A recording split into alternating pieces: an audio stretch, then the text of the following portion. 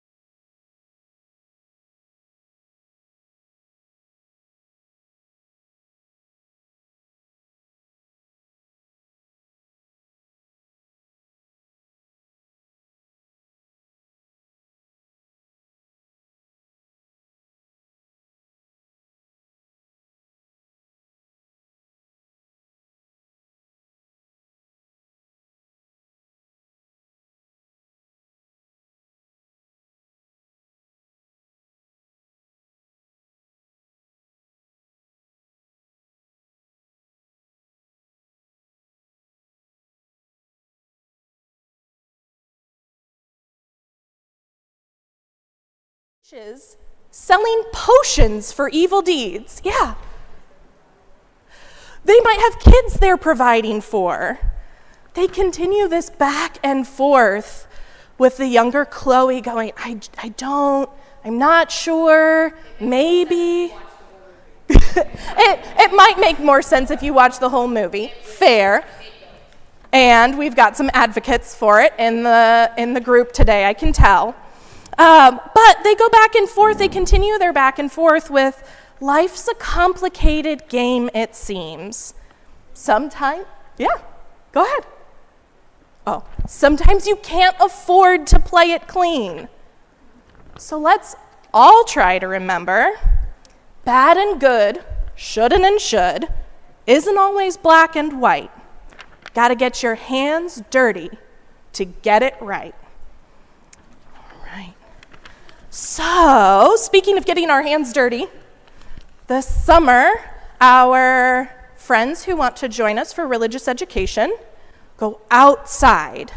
So, if you are a children, a youth, a teacher, someone who would like to join us for religious education outside, if you could come up, Alex is going to light our lantern, and Art and Kendra will lead us in our lantern ritual song.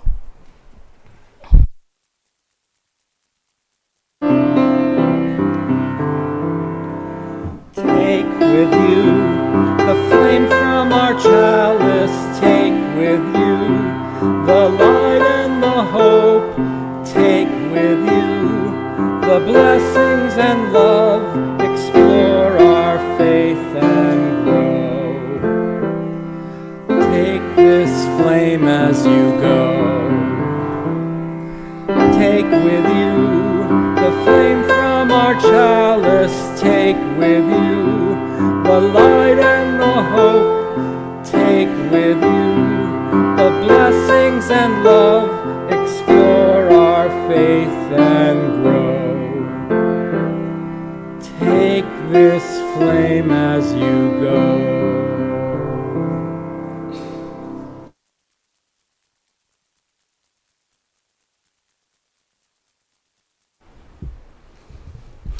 Nurturing gratitude and how we understand and express interdependence is part of how we live into our Unitarian Universalist faith. As we enter into our time of meditation, contemplation, and prayer, we acknowledge the joys and sorrows of our congregation. We do this by dropping stones into a bowl of water, symbolically immersing our personal joys and sorrows into the flow of all of life's joys and sorrows. The water surrounds and holds the stone, just as we are surrounded and held by the love and support of this congregation. If you're participating in our service elsewhere, you may wish to meditatively hold a stone, wash your hands, or meditate on an object near you.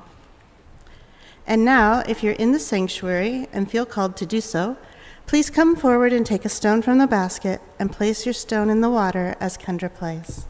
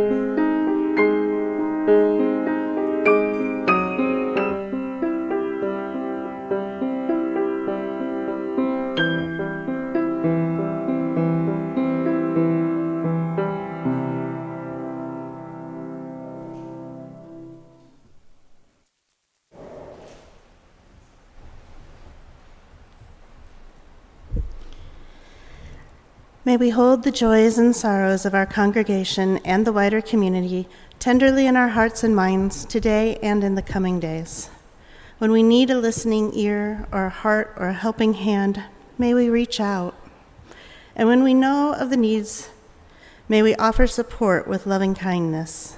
For it is in sharing our lives, our cares and our joys, and in giving and receiving that we know community most fully, that we have the opportunity to live our covenant with one another.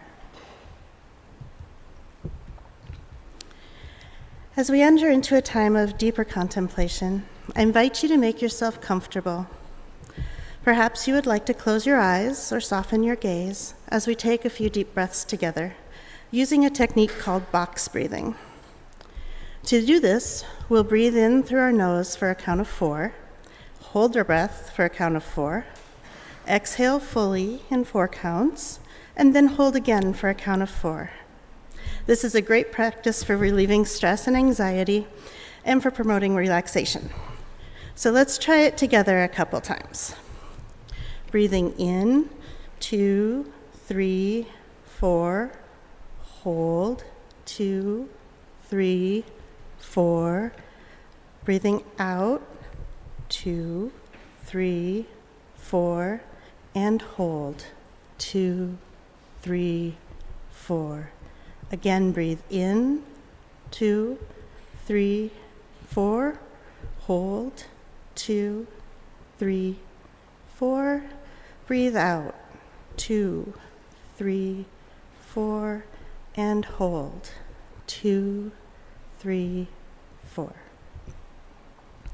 You all keep breathing as I share these words from the Symphony of Life. Eternal Spirit, from whom all things and to whom all things return, from whom all things come and to whom all things return, we gather this morning in community, seeking to live in harmony. Each of us here gathered lives out our lives knowing our own story, our own private melody. Life, at its highest and its sweetest, is a sharing of our melodies. As we gather this morning as individuals, we're creating harmony in community together. May our different ways of knowing and naming the holy blend together. May our voices be added to the holy chorus of life. May we practice our scales that we may better improvise and recognize where we come in and when it's our time. May we learn to trust in love, to trust that we have a part in this symphony and that we can join this chorus and bring some beauty to the cacophony around us. May there be times of gentle tones and soothing melodies. May there be rhythms upon which we can rely to rally our spirits at need. May there be teachers and good companions to help us call the best music out of us.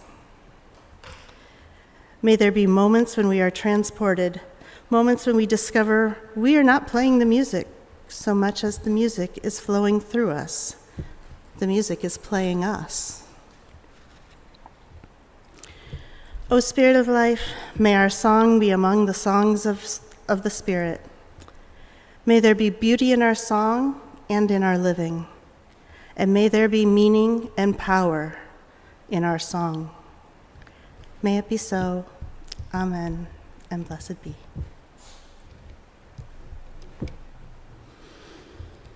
How we give, what we do with our lives, our time, and our resources is a reflection of our values.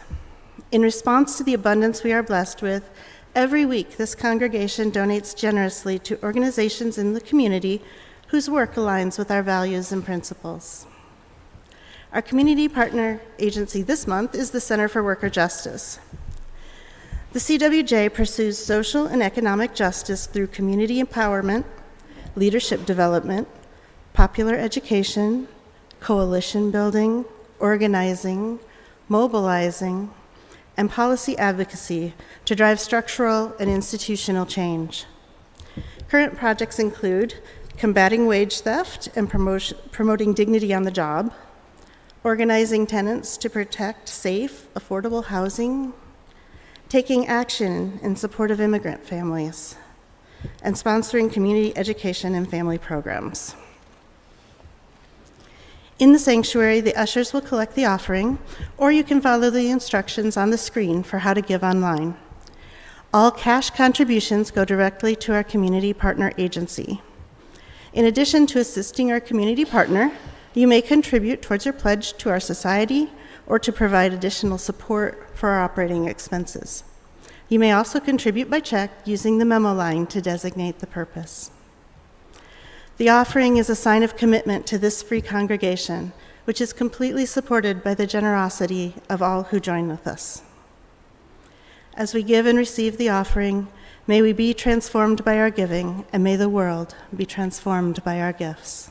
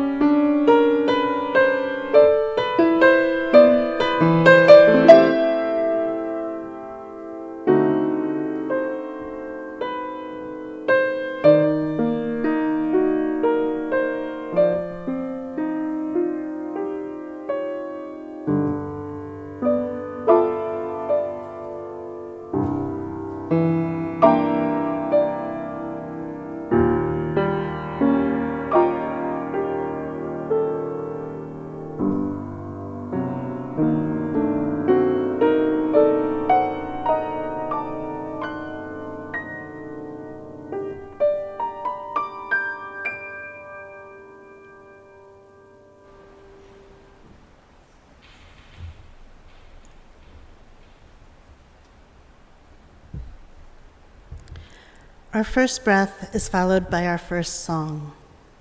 Lusty, loud, and primal, a solo that announces to the world, I have arrived. We are the music. As toddlers, hearing our first reggae beat, we let our spine and hips bend and sway in response, as natural as the beat of our hearts. We are the music. The drone of the bass notes of the church organ, a vibration in our chests, tense muscles relax, the breath deepens. We are the music. As we push the air from our bellies out through the chest and throat, our changing expressions shape the sound. We are the music.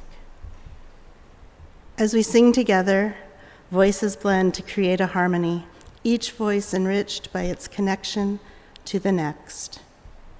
We are the music.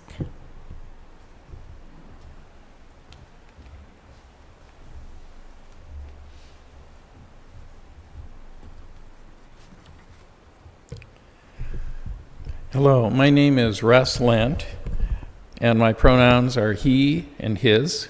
I'm an older white male of average height with white hair and a beard, and I'm dressed in casual clothes. I have a vital interest in music, both playing and listening, and I'm going to talk about various pieces of music with an emphasis on how they incorporate dissonance or blue notes. Then I'll try to connect those observations with broader insights into our daily lives.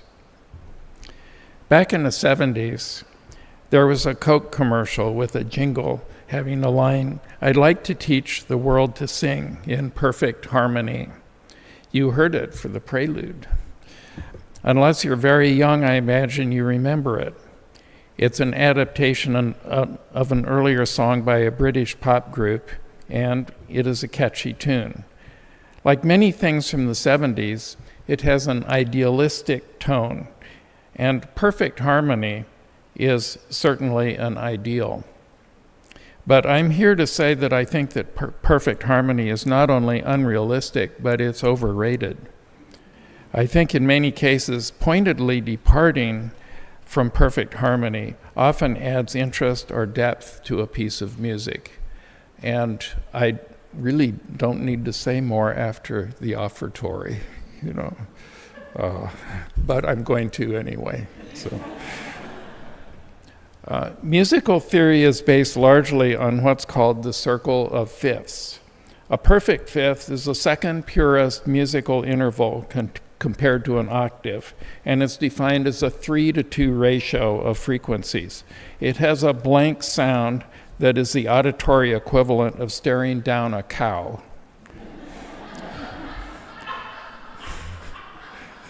If you start at some note, say a C, and keep raising it a fifth, like C, G, D, A, etc., then you cycle through all 12 chromatic notes and end up again at C.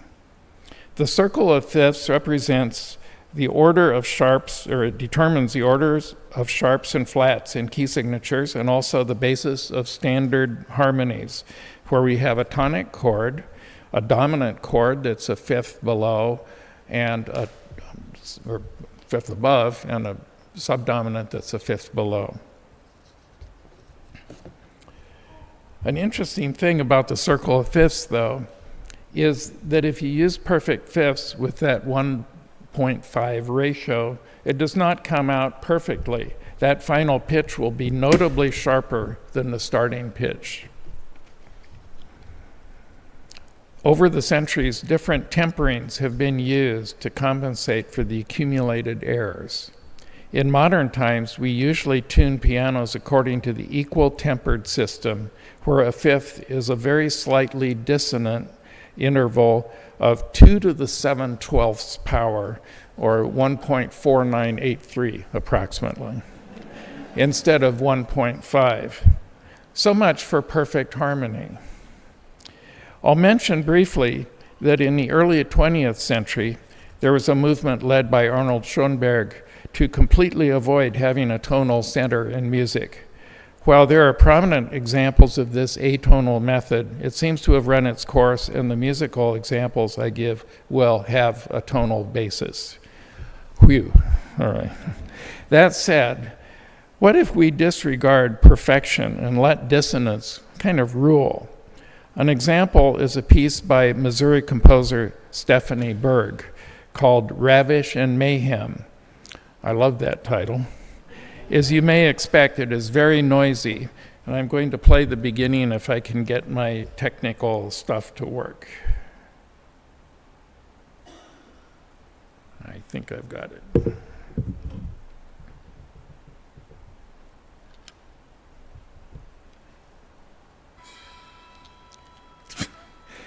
Wouldn't you know it, the Bluetooth timed out. So we get to listen to this stupid speakers. Welcome to Alltech Lansing.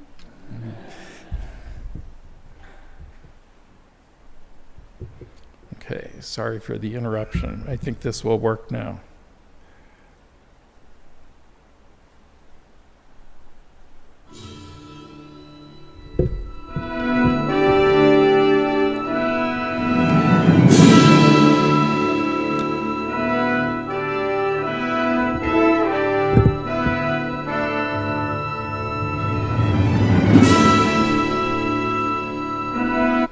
And it goes on like that. If you weren't sure what a fifth sounds like, there's a lot of them here, right after that very sour opening chord. It's almost medieval sounding. The music is supposed to be inspired by an imaginary stroll through an Arabic street festival with lots of activity. I'm going to play an excerpt later on.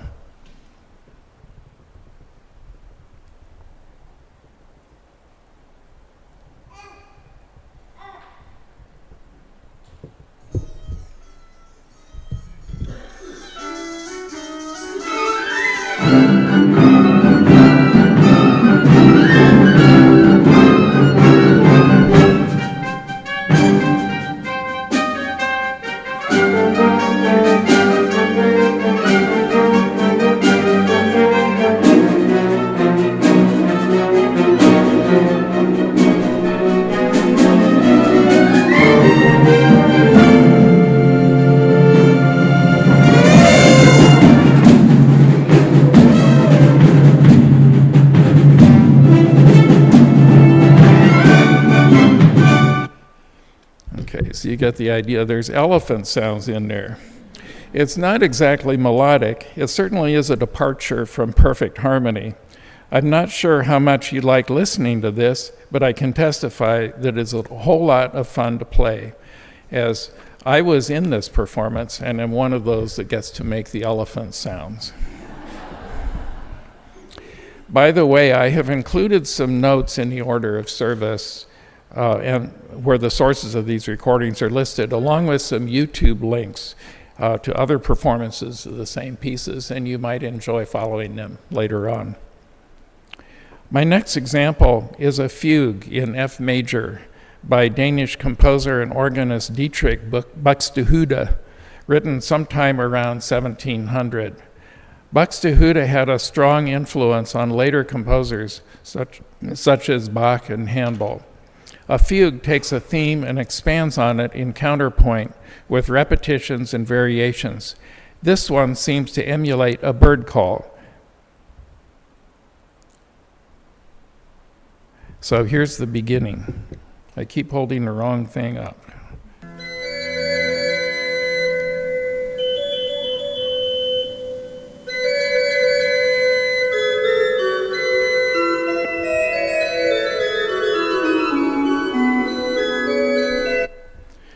Okay, so I'm going to play something a little bit later on.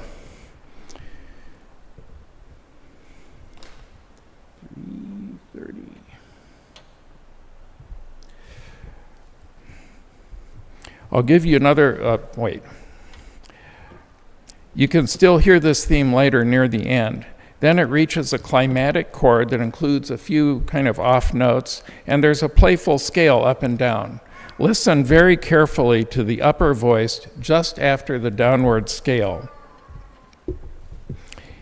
It has a little tune like Three Blind Mice in a minor key, and it doesn't really fit.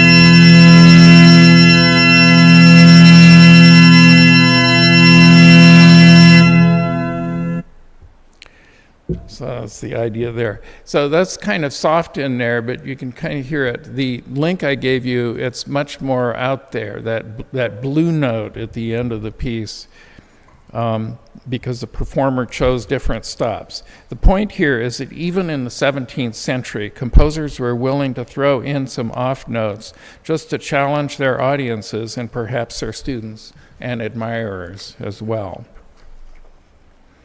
Sometimes musical dissonance is used to convey sadness. The next example is a piece titled Blue Cathedral by the contemporary composer Jennifer Higdon. She wrote this piece as a memorial to her brother Andrew Blue Higdon, so Blue is actually his middle name, who had recently died of skin cancer. The piece begins with tinkling sounds made by wine glasses and such, and soft strings. It's too quiet to play that part here. The Higdon family, not surprisingly, is very musical. Andrew played the clarinet and Jennifer plays flute. In this excerpt, about a minute in, we'll hear dialogue between them against a wash of other instruments. So let me cue it up here.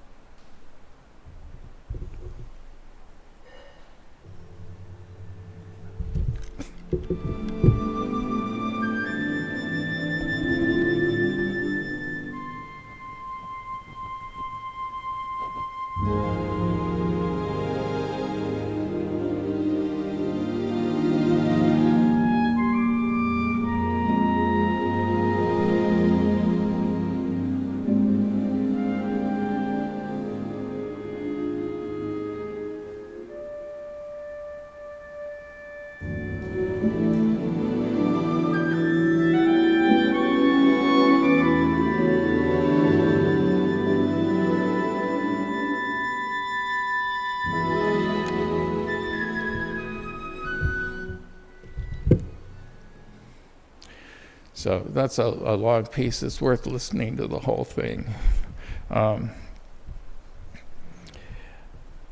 The end, again, is very soft. There's a tone of acceptance and goodbye, and more conversation between the flute and the clarinet and the magical tinkling sounds.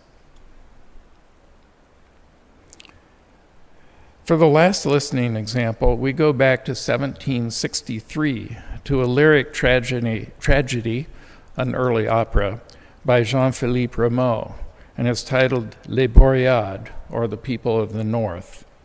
Rameau's music was considered too discordant by some in his day, but on the other hand, he literally wrote the book on harmony later in his life.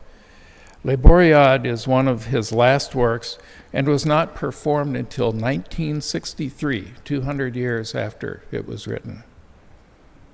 The music I will play accompanies a dance scene where the main character uses a magic arrow to bring some storm victims back to life.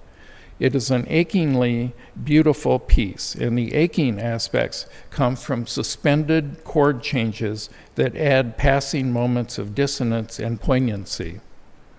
This performance uses period instruments, and the music is scored for strings plus dulcian, which is the forerunner of the modern bassoon. So let me cue that one up. Okay.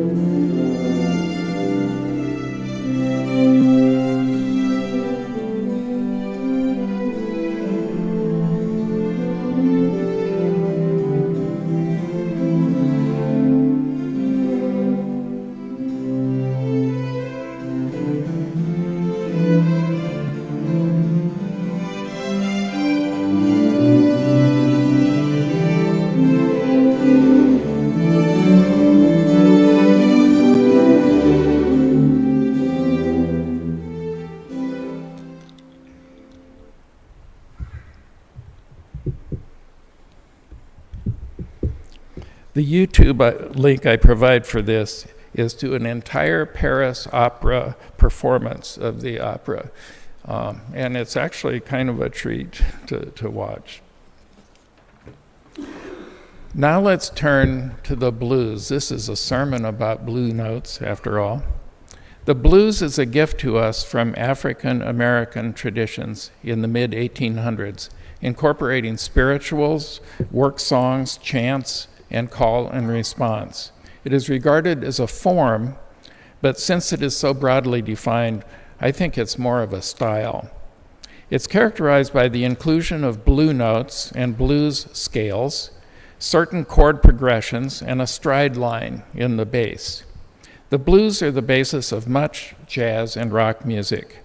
The 12-bar blues progression is most common, but I've written a little blues song for us that uses just an 8-bar scheme. So let's give the AV people a chance, and then Kendra, would you please play the accompaniment for that?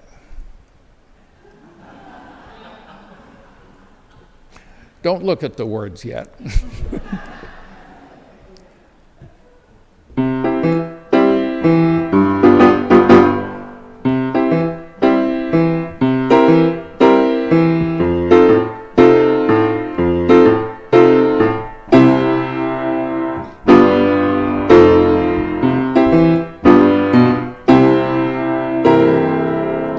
Okay, so there you go. All right. So you can hear those stride notes. The first 2 bars have a major chord, da, da, da, and then, sorry about my singing, the 3rd and 4th measures have a subdominant 7 chord, and that goes da, da, da, da. The 3rd on there is sort of the 3rd of the tonic, and that's the blue note that's in there, and that's what kind of makes it the blues, I think. So the lyrics of blues tunes are often somewhat repetitive and tell a simple story. For example, I've got the such and such blues, and you can repeat that and say a little bit about it, and then you've got maybe something like what you see on the screen. So please put the lyrics on the screen. They're already there, all right? And I apologize for having to shorten the word universalism, but I didn't want to write the blues in 5/4 time, all right? So we're just the Unitarian Universal Blues today.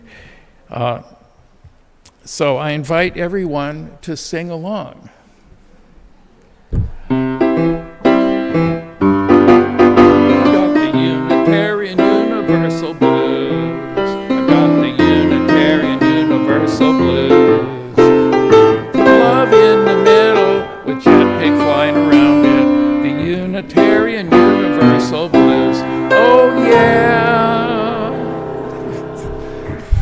All right. We need to do it again. Not enough of you are singing, so all right. So let's just do it again.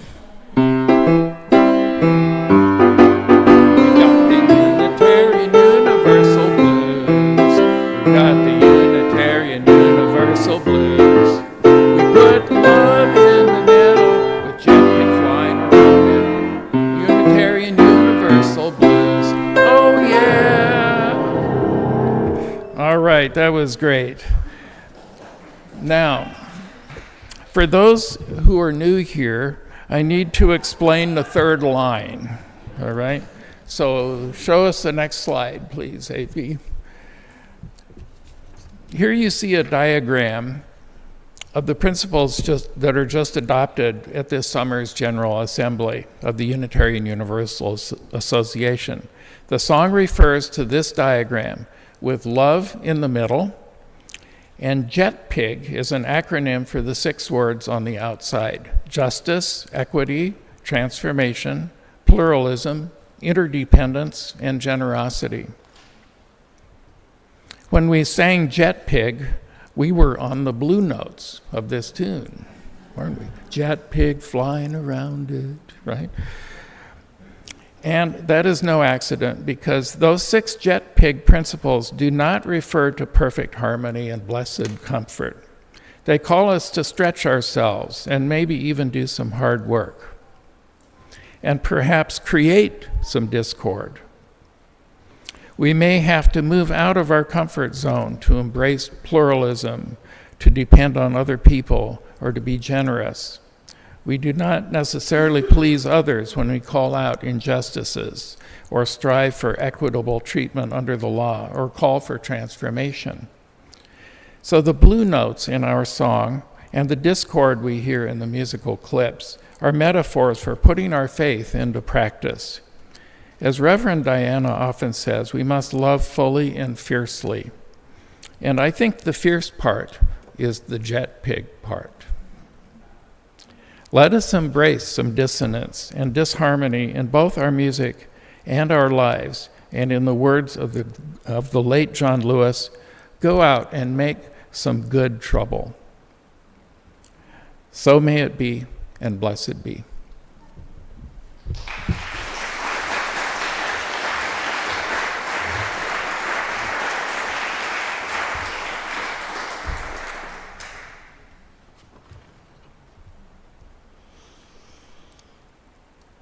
As our time together nears its end, I want to leave you with these words from Joseph Cherry.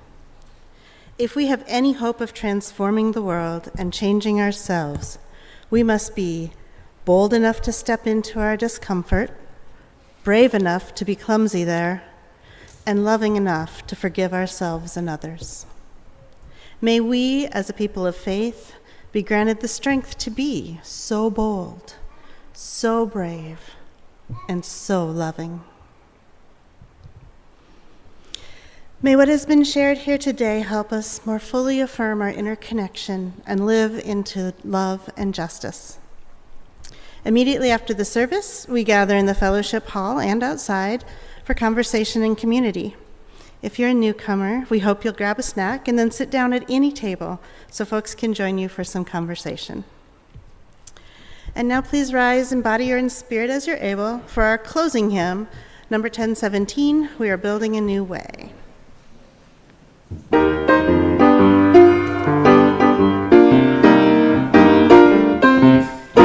We are building a new way. We are building a new way. We are building a new way, feeling stronger every day. We are building a new way. We are working to be free. We are working to be free. We are working to be free. Hate and greed and jealousy. We are working to be free. We can feed our every need. We can feed our every need. Start with love. Start with love, that is the seed. We can feed our every need. Peace and freedom is our cry. Peace and freedom is our cry.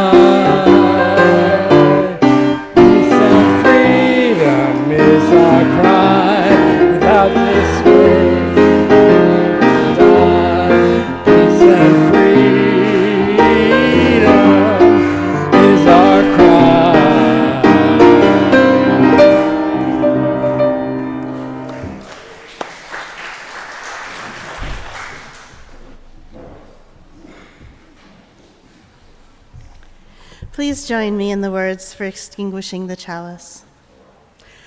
We extinguish this flame, but not the light of truth, the warmth of community, or the fire of commitment.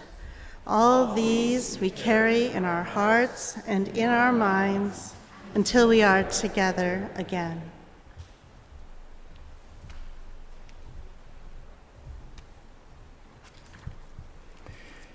As you go out into this world, love fully and fiercely. Embrace some of the dissonance and blue notes, and make a little bit of good trouble. Amen, and blessed be.